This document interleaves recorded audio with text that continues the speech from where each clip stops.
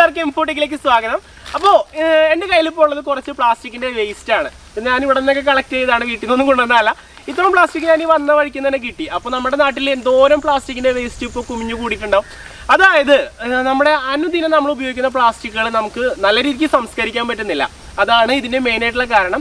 പക്ഷേ നമുക്ക് പ്ലാസ്റ്റിക് ഉപയോഗിക്കാതിരിക്കാനും പറ്റില്ല. കാരണം നമ്മുടെ സംസ്കാരം ആ ഒരു രീതിയിലേക്ക് വളർന്നുപോയി. പ്ലാസ്റ്റിക്കിൻ്റെ കവറും കുപ്പിയും കാര്യങ്ങളൊക്കെ നമ്മൾ ഉപയോഗിച്ച് പഠിച്ചുപോയി.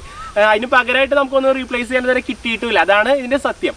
അപ്പോൾ നമ്മൾ ഇന്ന് ചെയ്യാൻ പോകുന്നത് എന്താണെന്ന് വെച്ചിട്ടുണ്ടെങ്കിൽ ഈ ഒരു പ്ലാസ്റ്റിക് വേസ്റ്റിനെ എല്ലാം കൂടിയിട്ട് നമ്മൾ ഇന്ന് എടുത്തിട്ട് ഒരു പെട്രോൾ പോലെ ഒരു ഇന്ധനം ഉണ്ടാക്കിയെടുക്കാൻ പോവാണ്. അതായത് പെട്രോളിന് സമാനമായിട്ട് നമ്മുടെ വണ്ടിയിലൊക്കെ ഒഴിച്ച് നമുക്ക് ഓടിക്കാൻ പറ്റുന്ന ഒരു ഇന്ധനം നമ്മൾ ഇന്ന് ഉണ്ടാക്കിയെടുക്കാൻ പോവാണ്.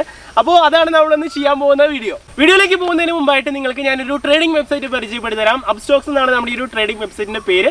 ഇത് രത്തൻ ടാറ്റനെ പോലുള്ള പല പ്രമുഖരും ഇൻവെസ്റ്റ് ചെയ്തിട്ടുള്ളതാണ്. അതുകൊണ്ട് തന്നെ നമുക്ക് ട്രസ്റ്റബിൾ ആണ്. നമുക്ക് ഈ ഒരു വെബ്സൈറ്റ് വഴി ട്രേഡ് ചെയ്ത് പൈസ ഉണ്ടാക്കാൻ പറ്റും. അപ്സ്റ്റോക്സ് നമുക്ക് പ്ലേ സ്റ്റോറിലും അവൈലബിൾ ആണ്. 1 മില്യൺ പ്ലസ് ഡൗൺലോഡാണ് അതിന് വന്നിരിക്കുന്നത്. കാരണം അത്രയും അധികം പേര് ഇത് യൂസ് ചെയ്യുന്നുണ്ട്. ഇംഗ്ലീഷിലും ഹിന്ദിയിലും ഈ വെബ്സൈറ്റ് അവൈലബിൾ ആണ്. പിന്നെ ജോയിൻ ചെയ്യാനായിട്ട് നമുക്ക് പാൻ കാർഡ് നിർബന്ധമാണ്. ജോയിൻ ചെയ്ത് കഴിയുമ്പോൾ നമുക്ക് 28,000 രൂപ അവർ ട്രേഡ് ചെയ്ത് പഠിക്കാനായിട്ട് തരുന്നുണ്ട്. ആ പൈസ വെച്ച് നമുക്ക് ട്രേഡ് ചെയ്ത് പഠിക്കാം. അതുപോലെ തന്നെ ട്രേഡിങ്ങിനായിട്ട് 100ലധികം ടൂളുകൾ ഇവർ നമുക്ക് ഓഫർ ചെയ്യുന്നുണ്ട്. അപ്സ്റ്റോക്സിൽ ട്രേഡിംഗ് മാത്രമല്ല മ്യൂച്വൽ ഫണ്ട് ഇൻവെസ്റ്റ്മെന്റും അവർ പ്രൊമോട്ട് ചെയ്യുന്നുണ്ട്. അപ്പോൾ ട്രേഡ് ചെയ്ത് പൈസ ഉണ്ടാക്കാൻ ആഗ്രഹിക്കുന്നവർ നമ്മുടെ വീഡിയോയുടെ താഴെയുള്ള ലിങ്ക് വഴി നിങ്ങൾ കയറുകയാണെങ്കിൽ 28x മാർജിൻ നിങ്ങൾക്ക് ലഭിക്കുന്നുണ്ട്. അപ്പോൾ ട്രേഡ് ചെയ്ത് പൈസ ഉണ്ടാക്കാൻ ആഗ്രഹിക്കുന്നവർ ക്ലിക്ക് ചെയ്ത് സംഭവം സെറ്റ് ചെയ്ത് നോക്കാം. ഫ്രണ്ട്സ്, അപ്പോൾ നമുക്കിനി നമ്മുടെ വർക്ക്ഷോപ്പിലേക്ക് വിട്ടാലോ? ഫ്രണ്ട്സ്, അപ്പോൾ നമ്മുടെ വർക്ക് നമ്മൾ സ്റ്റാർട്ട് ചെയ്യാണ്. നമുക്ക് ഏറ്റവും ആദ്യം ഇമ്പോർട്ടൻ്റ് ആയിട്ട് വേണ്ട ഒരു കാര്യമാണ് ഇതുപോലത്തെ ഒരു ക്യാൻ.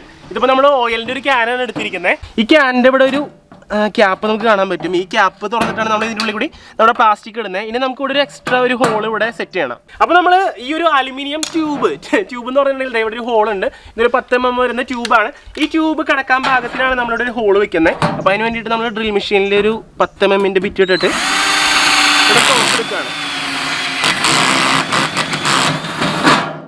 ഓക്കെ, അപ്പോൾ നമ്മൾ ഹോൾ റെഡിയാക്കിയിട്ടുണ്ട്. ഈ ഹോളിലേക്ക് നമ്മുടെ അലുമിനിയം ട്യൂബ് നമുക്ക് ഇറക്കി വെച്ചിട്ട് നമുക്കിവിടെ സീൽ ചെയ്ത് കൊടുക്കണം. എയർ ടൈറ്റ് ആയിട്ട് സീൽ ചെയ്ത് കൊടുക്കണം. ഫ്രണ്ട്സ്, അപ്പോൾ നമ്മുടെ ഈ ഒരു ട്യൂബിൻ്റെ ഇടയിൽ ഒരു ഗ്യാപ്പ് ഉണ്ട്. അപ്പോൾ നമ്മൾ ഫില്ല് ചെയ്യാനായിട്ട് MC യിലാണ് എടുത്തിരിക്കുന്നത്. ഈ MC യിൽ നമുക്ക് മിക്സ് ചെയ്തെടുക്കാൻ നല്ലോണം.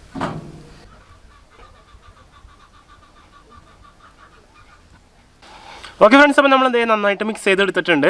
ഓക്കെ, ഇനി നമുക്കിത് നമ്മുടെ ആ ട്യൂബിൻ്റെ ചുറ്റും ഒട്ടിച്ച് കൊടുക്കാം. നല്ല എയർ ടൈറ്റ് ആയിരിക്കണം. അതാണ് നമ്മുടെ മെയിനായിട്ട് ഉള്ളത്. സ്ട്രൈറ്റ് നിൽക്കണതല്ല, എയർ ടൈറ്റ് ആയിട്ടിരിക്കണം. ഉള്ളിലേക്ക് എയർ കയറരുത്.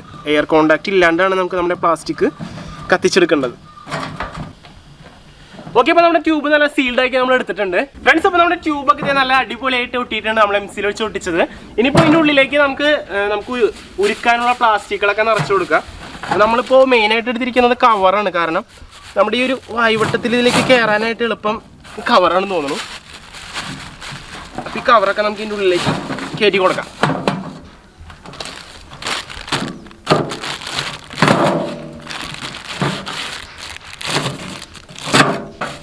നമ്മുടെ പറമ്പിൽ കിട്ടാവുന്ന എല്ലാ പ്ലാസ്റ്റിക് കവറും തപ്പി എടുത്തിട്ടുണ്ട്. ഫ്രണ്ട്സ്, അപ്പോൾ നമ്മുടെ പ്ലാസ്റ്റിക്കിൻ്റെ കവറുകൾ ഒരുവിധം എല്ലാം നമ്മൾ ഇതിൻ്റെ ഉള്ളിൽ കയറ്റി നിറച്ചിട്ടുണ്ട്. ഇനിയിപ്പോൾ അധികമൊന്നുമില്ല.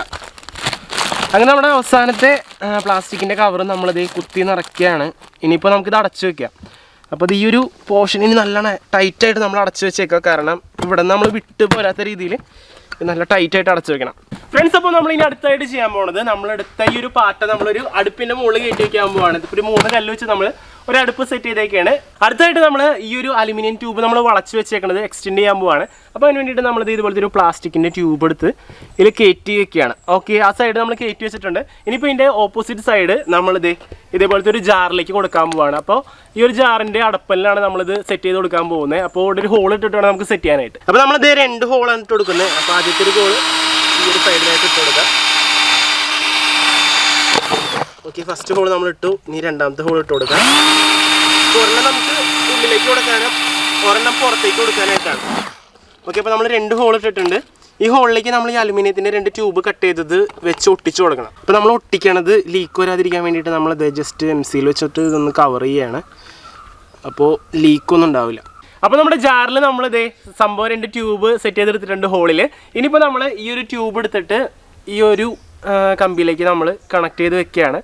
ഈ ഒരു ജാറ് നമ്മൾ ഇതുപോലെ സെറ്റ് ചെയ്തേക്കണത് എന്തിനാണെന്ന് വെച്ചിട്ടുണ്ടെങ്കിൽ കണ്ടൻസേഷൻ ചെയ്യാൻ വേണ്ടിയിട്ടാണ്. അതായത് നമ്മുടെ വാതകത്തിനെ ദ്രാവകാവസ്ഥയിലേക്ക് ആക്കാനായിട്ട് കണ്ടൻസേഷൻ എന്ന് പറയുന്നൊരു പ്രോസസ്സാണ് യൂസ് ചെയ്യുന്നത്. അപ്പോൾ അതിന് വേണ്ടിയിട്ടാണ്. ഇനി ഇപ്പുറത്തുനിന്ന് വരുന്ന ഈ ഒരു ട്യൂബിൽ നമ്മൾ ഇതുപോലെ തന്നെ നമ്മുടെ പ്ലാസ്റ്റിക്കിൻ്റെ ട്യൂബിൻ്റെ ഒരു പീസ് എടുത്ത് സെറ്റ് ചെയ്തു. ഇനിയിപ്പോൾ നമ്മൾ ഇതൊരു പാത്രത്തിൽ ഇതുപോലെ സെറ്റ് ചെയ്ത് ഇറക്കി വെക്കാൻ പോവാണ്. ഓക്കെ, നമ്മൾ ഇറക്കി വെച്ച് കഴിഞ്ഞിട്ടുണ്ടെങ്കിൽ ഇതിലൊന്നില്ലെങ്കിൽ നമ്മൾ നല്ല തണുത്ത വെള്ളം അല്ലെങ്കിൽ ഐസ് ഇട്ട് കൊടുക്കണം ഇതിൻ്റെ ചുറ്റും ബാക്കിയുള്ള സ്ഥലത്ത്. ഇനിയിപ്പോൾ നമ്മൾ ഇതിൻ്റെ സൈഡിലായിട്ട് ഐസ് ഇട്ട് കൊടുക്കുകയാണ്. അപ്പോൾ തണുത്തുള്ള ആയാലും കുഴപ്പമില്ല, ഐസ് ആയാലും കുഴപ്പമില്ല.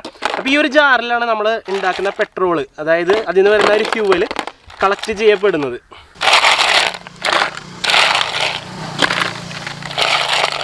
നമ്മളപ്പോൾ വിറക് വെച്ചാണ് ഇത് കത്തിക്കുന്നത്.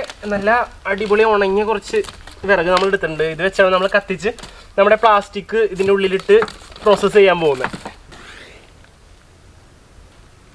അപ്പോൾ നമ്മൾ വിറക് കത്തിച്ച് കൊടുത്തു. ഇത് കത്തിയൊന്ന് സെറ്റ് ആവാനായിട്ട് കുറച്ച് ടൈം എടുക്കും. ഇതിൻ്റെ ഉള്ളിലത്തെ പ്ലാസ്റ്റിക് ഒക്കെ ഒന്ന് ഉരുകി വരണം.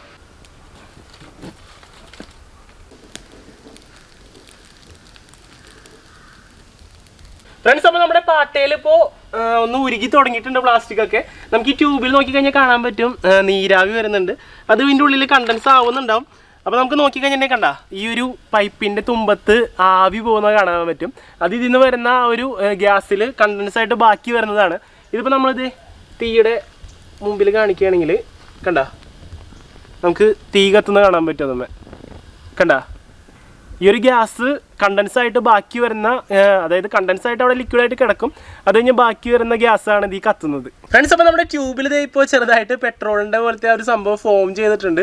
ഇതേ നമുക്ക് നോക്കിക്കഴിഞ്ഞാൽ കാണാൻ പറ്റും, ഇവിടെ ഒഴുകി വരുന്നത് കാണാൻ പറ്റും. ആ ചൂട് കാരണം നമ്മുടെ ട്യൂബൊക്കെ ചെറുതായിട്ട് കണ്ട ഒന്ന് ഫ്ലെക്സിബിൾ ആയിട്ടുണ്ട്. അപ്പോൾ നമ്മുടെ പെട്രോള് ഇതിലൊരു ഇതായി തുടങ്ങിയിട്ടുണ്ട്. ഇപ്പോഴത്തെ ഇവിടെ നിന്ന് ഗ്യാസൊക്കെ വരുന്നുണ്ട് കേട്ടോ. കണ്ട നല്ല അടിപൊളിയായിട്ട് ഗ്യാസ് വരുന്നുണ്ട്. കത്തുന്ന ഗ്യാസാണ്, ഇതിൽ കണ്ടൻസ് ആവാത്ത ബാക്കി. ഞാൻ നേരത്തെ പറഞ്ഞ പോലെ തന്നെ കണ്ടൻസ് ആവാണ്ട് ബാക്കി വരുന്ന ഒരു ഗ്യാസാണ് ഇങ്ങനെ തീയായിട്ട് കത്തിക്കൊണ്ടിരിക്കുന്നത്. നമ്മുടെ ഈ ഒരു ട്യൂബിനൂടെ ബെൻഡുള്ള കാരണം നമ്മുടെ അന്തരീക്ഷത്തിൽ വെച്ച് തന്നെ കണ്ടൻസേഷനൊക്കെ നടന്ന് ഇവിടെ തന്നെ ലിക്വിഡായിട്ട് കിടക്കുകയാണ്. അത് നമ്മൾ ജസ്റ്റ് ഒന്ന് തട്ടിക്കൊടുക്കുക, അല്ലെങ്കിൽ അവിടെ ചൂടുണ്ടെങ്കിൽ ട്യൂബിന് കംപ്ലൈൻ്റ് ആവും. ഇത് നമ്മുടെ പ്രോസസ്സിങ് നടന്നുകൊണ്ടേ ഇരിക്കുകയാണ്. നമ്മുടെ പെട്രോൾ ഇവിടെ ആയിക്കൊണ്ടേ ഇരിക്കുകയാണ്. ഫ്രണ്ട്സ്, അപ്പോൾ നമ്മുടെ ഈ ഒരു പാട്ടയിൽ നമ്മൾ പ്ലാസ്റ്റിക് ഇട്ട് കത്തിച്ച് പെട്രോൾ ഉണ്ടാക്കുന്ന പ്രൊസീജിയർ മൊത്തം കംപ്ലീറ്റ് ആയിക്കാണ്. ഇപ്പോൾ ഇതിനുള്ളിൽ നടന്ന വർക്ക് എന്തിട്ടാന്ന് ഞാൻ പറഞ്ഞുതരാം. അതായത് നമ്മുടെ ഈ ഒരു പാട്ടയുടെ ഉള്ളിൽ നമ്മൾ ഇട്ട് കത്തിച്ച പ്ലാസ്റ്റിക് പൈറോലിസിസ് ഓഫ് പ്ലാസ്റ്റിക്സ് എന്ന് പറയുന്ന ഒരു ടെക്നോളജി, അതായത് കത്തിച്ച് നമ്മൾ ഇങ്ങനെ ഓയിൽ ഉണ്ടാക്കിയെടുക്കുന്ന ഈ രീതിനെ പറയുന്ന പേരാണ് പൈറോലിസിസ് ഓഫ് പ്ലാസ്റ്റിക് എന്ന്. ഈ ഒരു രീതിയിൽ നമ്മൾ ഒരു വാതകാവസ്ഥയിലേക്ക് ആക്കിയിട്ട്, അതായത് വേപ്പർ ആക്കിയിട്ട് നമ്മൾ ഈ ഒരു ട്യൂബിൽ കൂടെ കൊണ്ടുവന്നു. അത് കണ്ടൻസ് ചെയ്തിട്ട്, അതായത് ആ ഒരു വാതകത്തിനെ നമുക്ക് ദ്രാവകമാക്കി എടുക്കാൻ വേണ്ടിയിട്ടാണ് നമ്മൾ ഈ ഒരു കണ്ടൻസർ യൂസ് ചെയ്തത്. അതിന് നാച്ചുറൽ കണ്ടൻസർ, നമ്മൾ ഐസൊക്കെ ഇട്ട് ഉണ്ടാക്കിയ ഒരു കണ്ടൻസർ യൂസ് ചെയ്തു. അതിലേക്ക് നമ്മൾ ആ ഒരു പ്ലാസ്റ്റിക് ഓയിൽ, അതായത് നമ്മുടെ പെട്രോളിന് സമാനമായിട്ടുള്ള ഒരു ഇന്ധനം എന്ന് വേണമെങ്കിൽ പറയാം, അത് നമ്മൾ കളക്ട് ചെയ്ത് വെച്ചിട്ടുണ്ട്. അത് ഞാൻ ജസ്റ്റ് നിങ്ങൾക്ക് കാണിച്ചു തരാം. അപ്പോൾ നമ്മളിവിടെ ഒരു ലോക്ക് ഇട്ട് വെച്ചിരുന്നത് പൊന്തി പോകാതിരിക്കാനായിട്ട്.